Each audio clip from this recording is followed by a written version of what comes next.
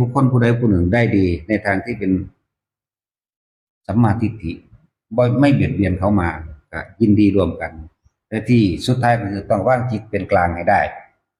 ผู้อุเบกขานั่นแหละพวกเขาทุกคนถึงฝึกตนเองบ่มีไผพอใจยินดีให้ผู้ใดมาผู้หนึ่งมาบังคับตนเองได้ฉะนั้นจงอย่าประมาทจงบังคับตนเองด้วยสตินึกถึงล่มมั่งนึกถึงบทคำสอนมั่งนั่นแหละสุดท้ายแล้วที่สิพ้นจากทุกข์ใดมีทางเดียวนิพพานคือการหยุดคิดปรุงแต่งในความอยากได้อยากดีอยากมีอยากเป็นมีหม่องเดียวเท่านั้นถ้าเฮาหยุดความคิดในความใดดีมีเป็นบ่ได้เฮาก็เที่ยวเวียนว่ายแต่เกิดในโลกอันนี้แหละในโลกอันนี้แหละจึงว่าแต่ละคนอย่าประมาททำทั้งหลายทั้งปวงเพิ่นรวมลงแล้วว่าอย่าประมาทสิ่งดีที่สุดคือทรงอารมณ์มันเป็นกุศลละอกุศลออกเสียเนี่ยแล้วมันก็ค่อยเป็นไปของมันดอก